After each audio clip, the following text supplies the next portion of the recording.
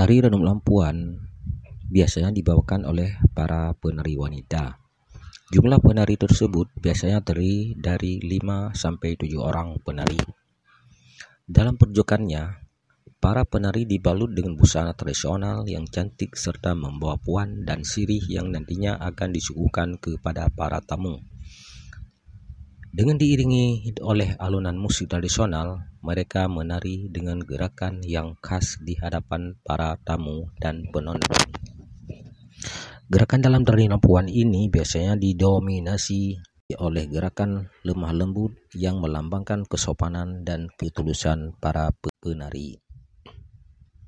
Apabila diperhatikan seksama, setiap gerakan pada tarian memiliki makna khusus di dalamnya.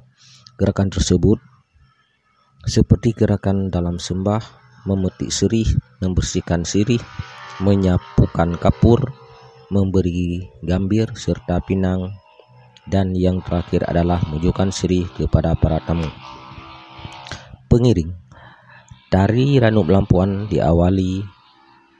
awalnya diiringi oleh musik orkestra atau band. Namun setelah tahun 1972, musik pengiring tari Ranum Lampuan ini diubah dengan menggunakan alat musik tradisional Aceh seperti serunai kali.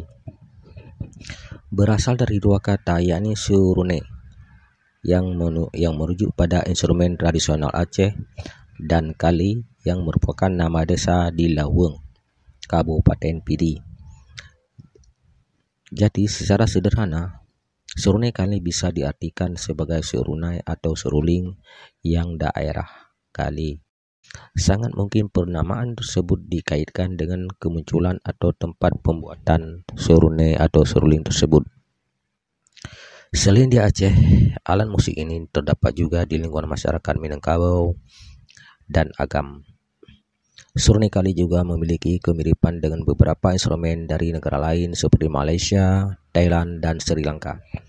Instrumen-instrumen serupa tersebut memiliki sejumlah kemiripan dalam hal laras, nada, vibrasi, volume suara, dan dinamika suara. Rapai adalah sebuah alat musik pukul yang berasal dari Aceh. Menurut kepercayaan masyarakat Aceh, alat musik ini diciptakan oleh Syekh Ahmad bin Rifai yang merupakan pendiri Tarikat Rifaiyah. Gendang.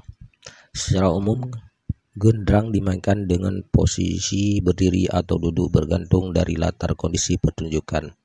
Sampai saat ini, gendrang masih sering dimainkan oleh masyarakat Aceh, baik hanya sekedar seni tradisional maupun modern.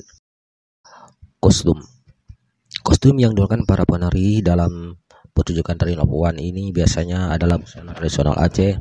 Untuk busana yang digunakan para penari biasanya baju lengan panjang dan celana panjang. Pada bagian pinggang menggunakan kain sarong atau kain songket khas Aceh dan sabuk sebagai pemanis. Sedangkan pada bagian kepala menggunakan kerudung yang dihias dengan bunga-bunga dan kain selendang yang menjuntai ke bawah.